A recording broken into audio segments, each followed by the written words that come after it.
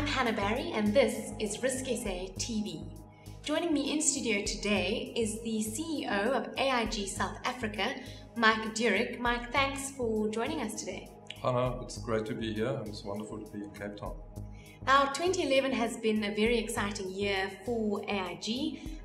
Of course, it celebrated its 50th year of doing business in South Africa, and just this month Charters rebranded under the AIG brand. What has the broker response been to the rebrand? Can't tell you that not only staff but also brokers, the telephone hasn't stopped. Bob Ben-Moshe, our global CEO, announced a new brand and a look and feel on the 2nd of October. On the 12th of November, we'll brand it worldwide. And then we rolled it out in each country. But I think everybody's saying, why actually have you ever renamed your company Charters? Because AIG is such a good brand. And one of the reasons why AIG globally decided to rebrand was when campaigns were done across our consumer and corporate business. The response was like 23% in average better than Charters. So all our AIG companies are now being rebranded to AIG. Of course, like many other local insurers, AIG is looking to expand its footprint beyond South Africa, as well as Uganda and Kenya, where it already has offices. Are there any countries particularly that AIG is looking at, and sectors?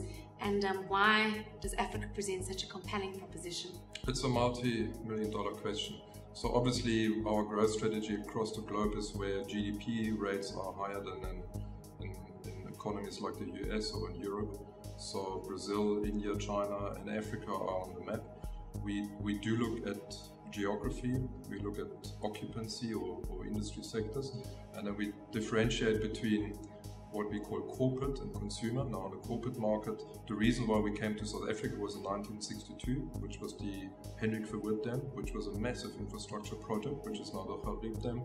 And you see across Africa a lot of hydroelectric investments, whether it's windmill or dams, and also infrastructure projects, whether it's roads or hospitals. And our consumer market, we find a trend in Africa where urbanization takes place. And consumers who have got money to spend in brands and a particular interest into high value brands, high quality brands. And we're looking at infrastructure partners, we're looking at JVs. We don't necessarily want to build ground up operations, and we want to literally work with the local authorities to do what's right for the local territories. So it won't be a from this year to the next year strategy. It will be, I would call it a 10-year outlook.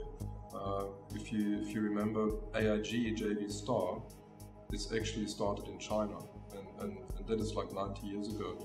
And so there was a long-term outlook in investing into China, and I think we're taking the same look at Africa to say this is not a market which you just arrive and everybody welcomes you. We need to understand it and we will invest accordingly. And that's very exciting. We might buy some licenses in the short term in various territories, but we have been very inactive, so a lot of work to be done. And any word on what territories you'll be looking at, or is that under wraps for now? No, it's not under wraps. There's a lot of opportunities, but you have to do really a business case. Sure. And what people misunderstand, the short-term insurance market in Africa, outside South Africa, is actually quite small. The bigger markets are in North Africa. So it is really trying to get a pie of a market which is relatively small. And that's the corporate market. So we're looking at long-term, and we're also looking at our commercial offering into Africa. So exciting times ahead. And of course, news sites were abuzz and social networks over the weekend after AIG announced its sponsorship deal with the All Black rugby team. What has your experience been of that so far? Look, I got woken up literally at 3 o'clock in the morning by a friend in New Zealand who sort of was very not nice to me, to say, how did AIG manage to go onto the sacred shirt front of the All Blacks? So I didn't really understand what it means, but on Friday I had a very busy day. Not only SMSs and tweets and emails and phone calls and sort of being asked who I support, and my son has been very cross with me because he's obviously a big Springbok supporter. I'm obviously a Springbok supporter, but I'm not sure what kind of shirt I have to wear now when I take customers. So I guess when it's not the box playing, I'll have the All Blacks, and I'll hopefully get the support from the brokers to beat Australia and the UK and France. There you go. But it's been under long consideration. We had opportunities to sponsor Formula One or soccer, and value for money, and looking at the footprint of AIG between Japan, Australia, New Zealand, UK, France, South Africa, Ireland. It was just a very good value proposition, and it's a unique opportunity. And it's also sponsorship which reaches beyond just sport. It goes a lot into charity. And we support the All Blacks Sevens and the All Blacks female in New Zealand. So, because the women always come short, so great stuff. There we go. That's impressive. I'm impressed.